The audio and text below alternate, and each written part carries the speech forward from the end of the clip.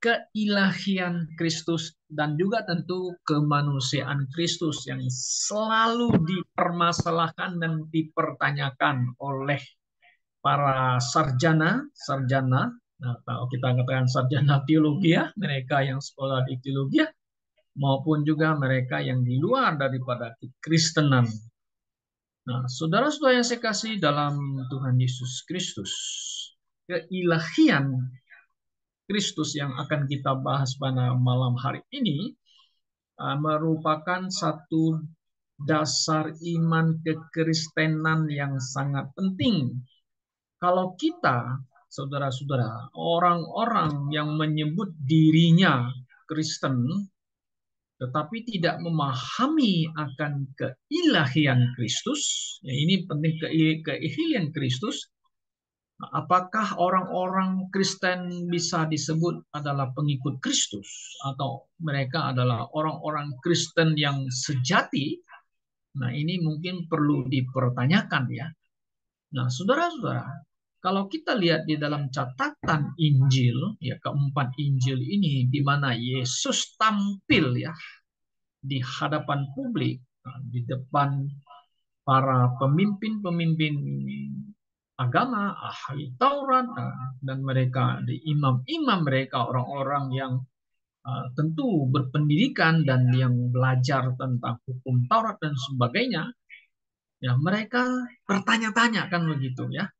Yesus yang tampil sebagai manusia yang bisa dilihat, nah mereka kan heran, ini orang ini siapa sebenarnya kita?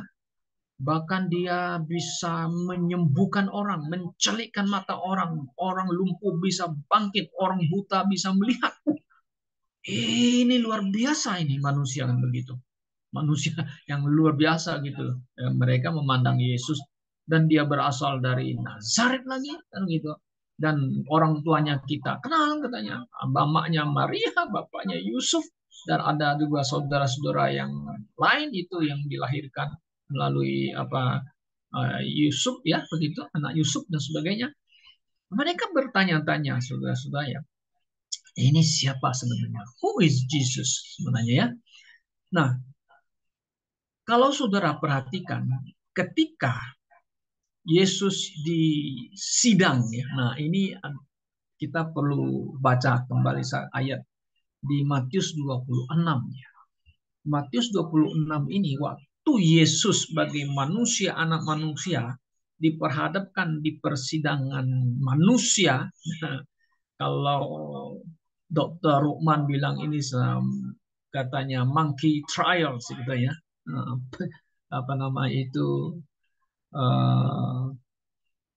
hak apa dihakimi oleh tanda kutip mangkir gitu ya.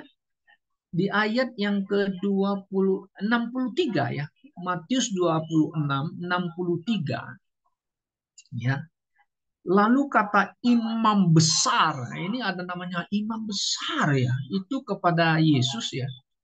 Demi Allah yang hidup katanya, katakanlah kepada kami, apakah engkau Mesias? Nah, ini ada Mesias, ini ada hal yang sangat penting di dalam teologianya Yudaisme. Ya kan? Terus ada tambah, ada koma, anak Allah atau bukan? Nah, kalau saudara perhatikan yang King James itu ya, ya katanya apa ya? Coba saudara perhatikan. Ya, I adjure thee by the living God. Nah, saudara perhatikan Allah yang hidup. That thou tell us, katakan kepada kami, whether thou be the Christ. Apakah kamu Kristus itu, sang Kristus ya, terjemahan Indonesia. The Son of God. Kalau ada the itu harusnya sang anak Allah. Nah, apa yang Yesus jawab? Saudara perhatikan ayat 4. Yesus berkata kepadanya ya, engkau telah mengatakannya, ya. Akan tetapi aku berkata kepadamu, mulai sekarang kamu akan melihat anak manusia. Yesus pakai anak manusia. Yesus tidak menjawab apakah Mesias dan sebagainya, enggak ya. Dia menjawab, kamu akan melihat anak manusia. Who is anak manusia kan? duduk di sebelah kanan yang maha kuasa dan datang dari awan-awan di langit. Saudara, ini jawaban Yesus ya. Maka imam besar itu mengoyakkan pakaiannya dan berkata, ia menghujat Allah. Wow, kenapa? Karena Yesus mengatakan di sini kan anak manusia ya. Anak manusia kok bisa duduk di sebelah kanan Allah yang tinggi dan datang di atas awan-awan di langit. Ini siapa? Kalau kita memahami ayat ini, orang Yahudi itu tahu orang ini. Dia menyamakan dirinya Allah. Nah, saudara-saudara, sebagai orang Kristen, ya, kalau kita mengatakan diri kita orang Kristen, kalau kita tidak percaya akan keilahian Kristus, memang ini menjadi permasalahan penting ya di dalam iman Kristen sejati kita mengatakan. Setidaknya, saudara-saudara, sebagai orang Kristen, kalau kita melihat keilahian Kristus itu, ya, dicatat di dalam Alkitab, setidaknya ada 15 ya, membuktikan keilahian Kristus itu sendiri. Nah, yang pertama, Yesus Kristus dinyatakan sebagai Tuhan. Nah, kalau menyangkut kata Tuhan kurios itu ada kepada Yesus itu ada keilahian, bukan hanya panggilan Sir, Tuhan sebagai hubungan kita sesama manusia. Tapi ini ada the divine atau keilahian di mana Yesus mengatakan the Son of Man itu anak manusia itu dia adalah anak manusia yang bisa dilihat tapi dia adalah Allah, is God. Nah, makanya kita lihat Yesus Kristus dinyatakan sebagai Tuhan. Mazmur pasal 110 ayat 1. Nah, di mana Daud mengatakan ya Tuhan itu terjemahannya TUH itu huruf besar ya. Pakai Lord besar itu berkata kepada my Lord, Tuhanku.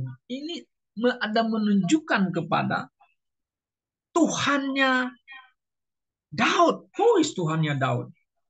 Yang akan datang itu yaitu the Messiah. Nah, seperti Mesias. Karena Mesias itu sendiri ada mengandung ke divine, ilahi, ya, yang diutus oleh Allah. Dan dia adalah Allah yang menjadi manusia. Nah, kalau kita lihat Mazmur 110 itu ayat 1 kan dikutip oleh Matius, Markus, Lukas. Nah, Matius 22, Markus pasal 12, 35, Lukas pasal 20. Nah, mereka percaya tahu, oh ini ya. Yesus yang kita lihat yang punya daging ini, dia adalah Tuhan. Nah, ketika Petrus berkhotbah di hari Pentakosta, ya, ia menyatakan juga nubuatan tentang Mesias Juru Selamat adalah Tuhan. Nah, ini bagi orang Yahudi sudah mereka ngerti, tahu itu. Yang manusia yang Yesus mengatakan Son of Man, I'm Son of Man, itu Mesias, Juru Selamat yang diutus oleh Allah Bapa. Kemudian kita lihat yang kedua, bahwa kelahiran melalui anak darah, ya Maria itu, menunjukkan kepada kita bahwa Allah datang hidup bersama manusia. Karena namanya sudah dikasih tahu, Immanuel. Nah, kalau orang Yahudi ngerti itu, apa itu arti Immanuel? God be with us, kan jelas.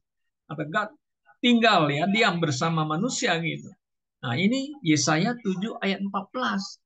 Nah, kalau kita tidak pakai King James, saudara, ayat ini ya. Nah, ini akan timbul permasalahan ya.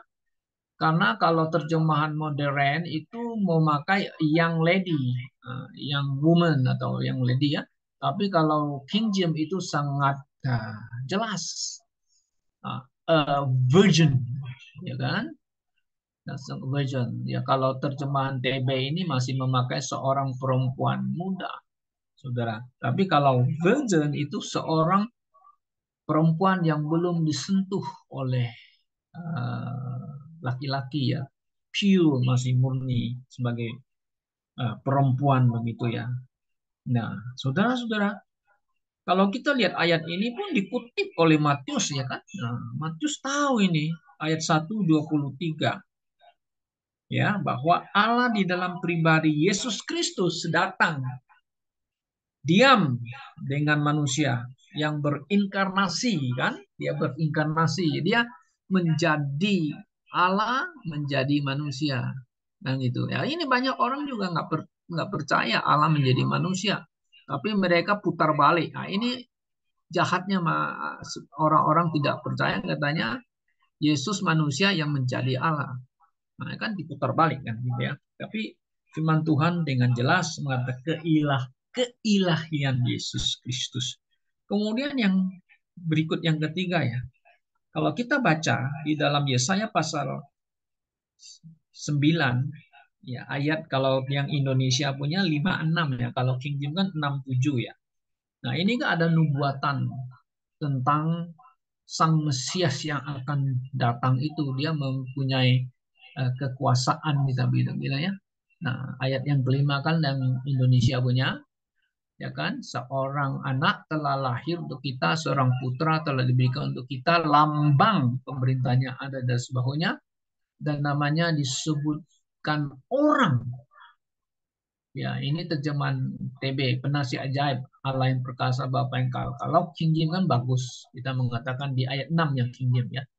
Wonderful, wah, Counselor, the mighty God, the everlasting Father, and the Prince of Peace. Ini kalau orang Yahudi baca ini, mereka ngerti sebenarnya, sudah harus ngerti ya. Bahwa Yesus yang mereka lihat itu yang berupa manusia itu kan, anak manusia itu, dia divine, dia Allah, kan begitu. Ya, jadi dia memiliki nama ilahi di dalam nubuatan itu, ya satu nama yang hanya diberikan kepada dia.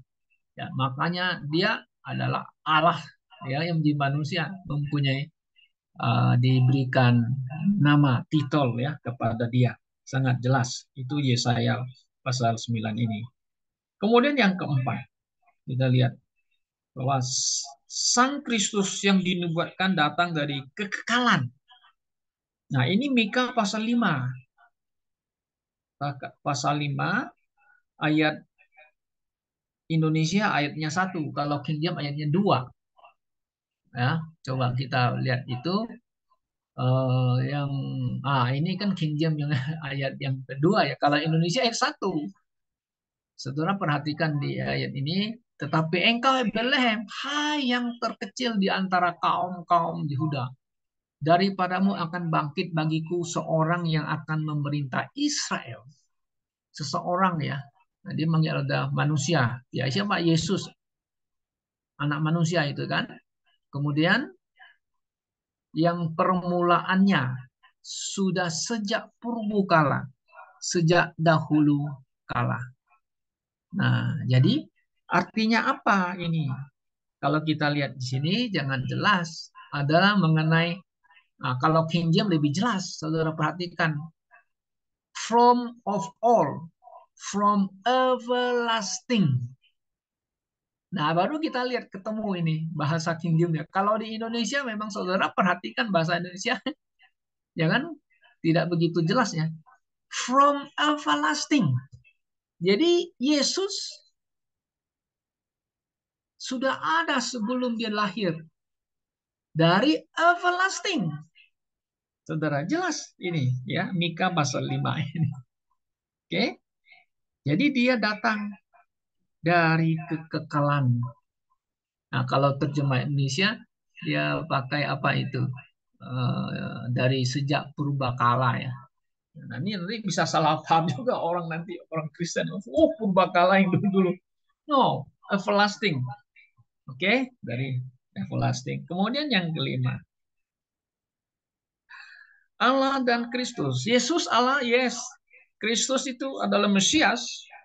Keduanya nama kedua ini diberinya apa diberi namanya itu kan adalah AM. Nah, ini penting bagi kita mengerti mengenai the great AM. Nah, saudara bisa baca itu di Keluaran pasal 3:14 ya ketika ya Tuhan Allah ya menyatakan diri kepada Musa ya dan dia memperkenalkan kan diri kepada Musa karena Musa sendiri yang bertanya namamu siapa kan begitu. Nah, ayat 14 Saudara perhatikan firman Allah kepada Musa. Aku adalah aku. Lagi firmannya, ulangi lagi, dekonfirmasi lagi firmannya. Beginilah kau katakan kepada orang Israel itu. Akulah aku telah mengutus aku kepadamu. Wah, ini memang jadi perdebatan juga di kalangan sarjana teologi ya, saudara-saudara. Tapi mari kita lihat King James Version supaya kita bisa memahaminya. I am that I am. Aku adalah aku yang ada sebenarnya. Udah ada yang kekalannya.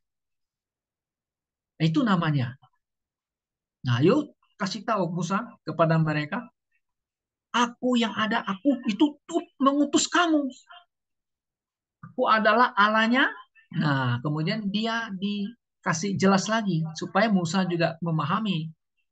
Coba ayat saudara baca lagi di ayat yang ke-15. Dan selanjutnya berfirmanlah Allah kepada Musa. Beginilah kau katakan kepada orang Israel. Nah, supaya mereka orang Israel yang ada di Mesir itu ngerti ya. Siapa yang utus Musa kan begitu. Tuhan. Nah, itu ini adalah I'm the great I am itu ya Yehovah sebenarnya. Tuhan, Allah nenek moyangmu, Allah Abraham, Elohim ya dipakai Elohim, Abraham, Allah Ishak dan Allah Yakub telah mengutus Musa ya kepada Israel itu.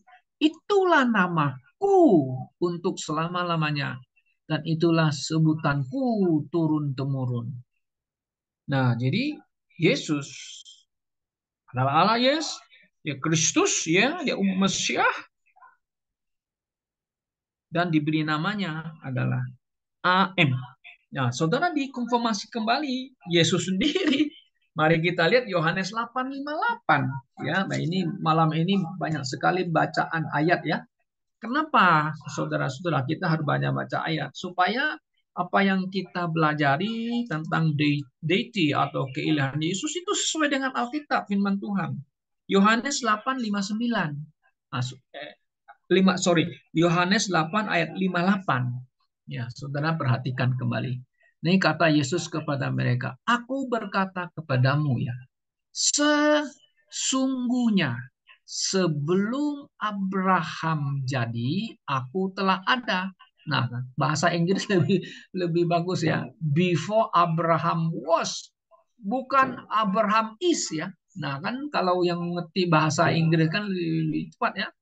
Nah, Abraham was. Nah, before Abraham was, I am. Nah, ya, Yesus sudah ada sebelum Abraham lahir.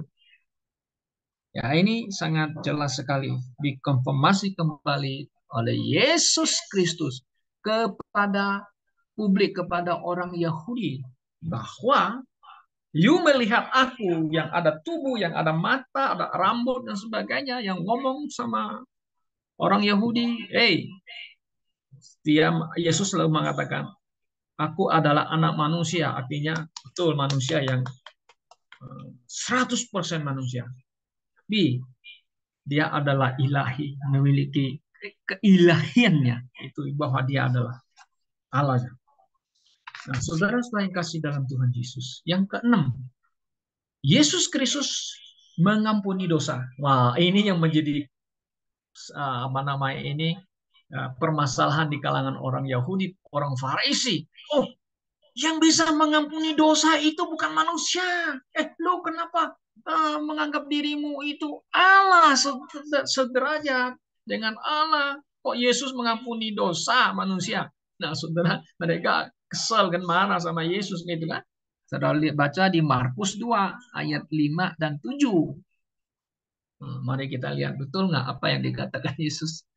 Dan orang Yahudi ya memang mereka bilang, wah ini yang mengampuni dosa kan hanya Allah saja. Kok kamu kan manusia?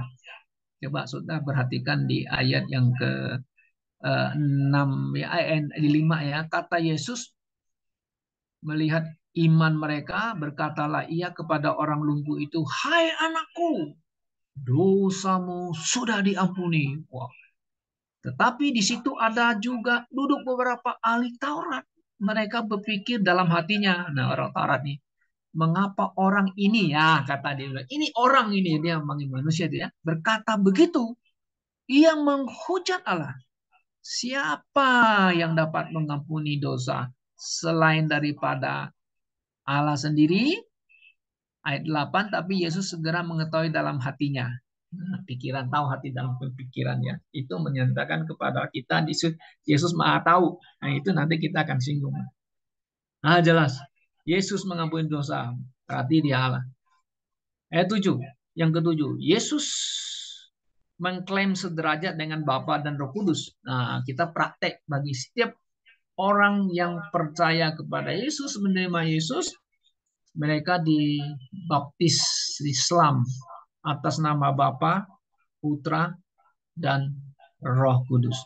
Nah, dalam surat Korintus, Paulus juga yang menulis surat Korintus, dia menutup suratnya, kalau dalam bahasa ini kadang-kadang mereka benediction gitu ya. Nah, kalau misalnya gereja-gereja lama dulu, kalau Pak Pendetanya mau menutup kebaktian, adalah benediction katanya, yang mengucap kiranya Allah Bapa, Putra dan Roh Kudus memberkati sidang jemaat. Gitu. Nah, kalau ini tulisan Paulus, dia tutup pakai itu. Nama Bapa, Putra, dan Roh Kudus. Nah, mengklaim sederajat sama. Sudah. Nah, kemudian yang ke-8, Yesus mengklaim maha hadir. Yes, kita mengatakan. Yes, God. Ya, dia maha hadir ya. Kenapa? Dia pernah berjanji dan berkata, Matius 18:20. Coba kita lihat di Matius 8:20. Yesus mengatakan begini yang di ayat apa? Aku berkata kepadamu. Ya, ayat yang ke-20 ya, bukan 18, 20 ya. Oke. Sebab di mana 2 atau 3 orang berkumpul dalam namaku, di situ aku ada di tengah-tengah mereka. Sekarang malam ini saudara dan saya kita bersekutu melalui online. Ya.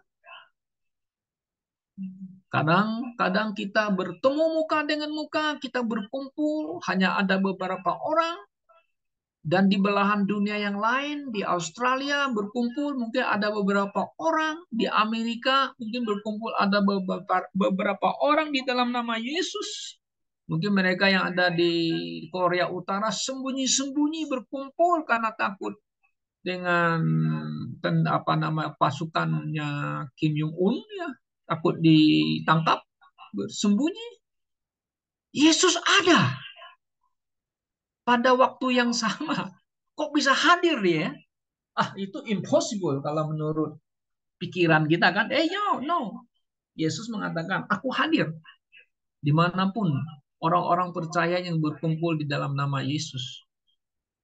Yesus mengatakan bahwa dia adalah Allah yang maha hadir. Nah, maha tahu. Nah, tadi kan maha tahu. Pikiran hati orang Farisi yang berpikir Yesus yang bukan kan? Nah, dia tahu kan begitu. Nah, kita bisa baca lagi di ayat yang lain, Tuhan Maha tahu. Markus 11 ayat 2 dan 6. Markus 11 ayat 2 dan 6. 2 dan 6 ya. Markus 11 2 dan 6 ya. Oke, coba kita lihat ayatnya ya. Nah, Yesus mengatakan begini. Pergilah ke kampung yang di depanmu itu, pada waktu kamu masuk di situ, kamu akan segera menemukan seekor keledai muda tertambat yang belum pernah ditunggangin orang. Lepaskanlah keledai itu dan bawalah itu kemari. Lihat, Yesus Maha tahu nggak? Oh iya, dia tahu mana. Nah, kamu akan menemukan seekor keledai muda yang belum pernah ditunggangi orang. Yesus tahu loh. Keledai ini belum pernah dipakai orang kalau itu bahasanya gitu. Oh, ini membuktikan Maha tahu. Nah, Matius 12:40. Yesus mengutip, seperti Yunus dalam perut ikan selama 3 hari 3 malam, demikian juga anak manusia. Nah, akan berada dalam perut bumi 3 hari 3 malam. Kok Yesus tahu Yunus ada dalam perut ikan? Oh ya, dia Maha tahu. Dan dia percaya dengan apa nama kitab Yunus sendiri. Nah, kemudian lagi ada Matius 24 tentang akhir zaman. Kok dia tahu apa yang akan terjadi? Ya? Kronologisnya apa-apa yang terjadi kok bisa tahu? Yang kita mengatakan nubuat. Oh ya, Yesus tahu. Maha tahu nggak? Oh ya, Yesus, saudara. Nah, iya kita harus percaya. Yesus itu Allah ya. Kemudian kita lihat Maha Kuasa ke-10. Yes. Matius 28 pasal 28 ayat 18. Oh ya, segala kuasa telah diberikan kepadaku ya di surga dan di bumi. Oh iya, Maha Kuasa. Wah, luar biasa. Nggak ada orang yang bisa klaim seperti ini. Hanya Yesus ya. 11. Yesus Kristus adalah mempunyai kuasa penciptaan. Ya, saudara bisa baca Yohanes 1 ayat 1 dan ayat 3. Kemudian Ibrani 1 dan 3. Ya, dia menciptakan. Oh ya, dia punya kuasa menciptakan. Kemudian Yesus Kristus adalah Allah yang sesungguhnya mempunyai kuasa atas ciptaannya. Ya, bagaimana tahap ciptaannya? Ya, Yesus meredakan angin tofan. Murid-muridnya, Yesus kok luar hebat. Angin dan laut, danau pun taat sama dia katanya. Oh, luar biasa. Ya kan? Yesus berjalan di atas air dan sebagainya. Nah, membuktikan dia berkuasa atas segala ciptaannya. Ketiga, Yesus menerima sembah sujud. Kenapa dia menerima sembah sujud? Sebenarnya kan itu hanya diberikan kepada Allah saja kan? Oh ya, Yesus menerima. Nah, karena dia Allah. Nah, saudara bisa baca Markus 4:39, Matius 14:25 dan seterusnya. Nah, sembah hanya yang boleh sujud sembah itu adalah Allah. Tapi tidak ada tradisi-tradisi kita di Tiongkok dulu orang-orang dinasti-dinasti yang berkuasa. Wah, mereka kalau mau ketemu sama kaisar harus sujud, sembah sujud. Luar biasa.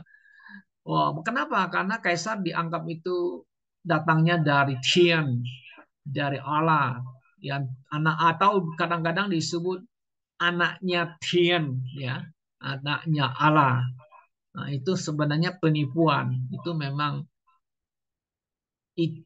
setan yang meniru intimate, meniru seperti Yesus itu ya, bahwa Yesus adalah yang benar, the Son of God.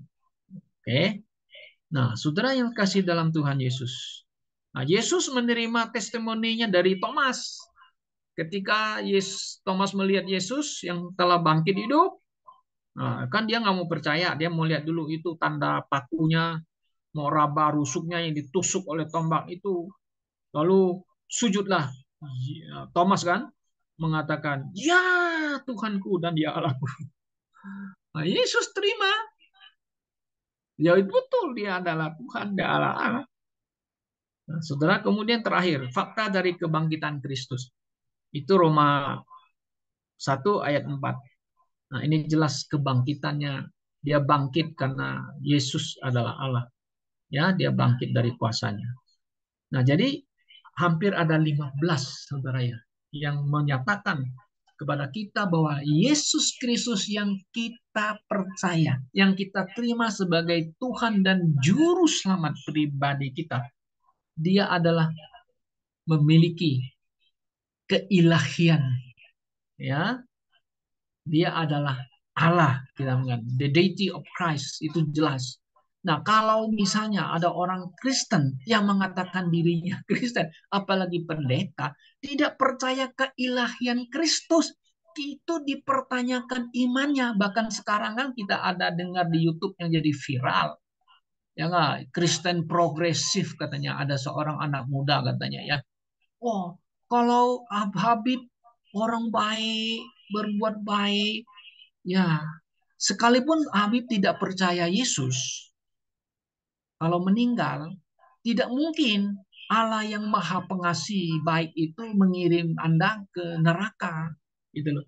Anda pasti masuk surga karena Anda orang baik. Saudara, pernyataan demikian ini sebenarnya menyangkal keilahian Kristus. Kenapa? Yesus itu adalah juru selamat. Kan Yesus mengatakan, I'm the way and the truth and the life. Nobody come unto the Father but except by me, kan? Gak jelas. Kalau ada orang Kristen demikian, aduh, kita bertanya-tanya ini orangnya lahir apa? Sungguh-sungguh diselamatkan ya. Nah, saudara, malam ini, biarlah firman Tuhan ini, kebenaran ini, bahwa keilahian Kristus itu harus kita imani, harus kita percaya. Bahwa Yesus adalah anak manusia yang dilahirkan oleh Maria, dan dia adalah Allah. Mesias, Sang Juru Selamat. Percayalah kepada dia, maka Anda akan diselamatkan. Jiwa, roh Anda diselamatkan. Kiranya Tuhan memberkati kita semuanya. Amin.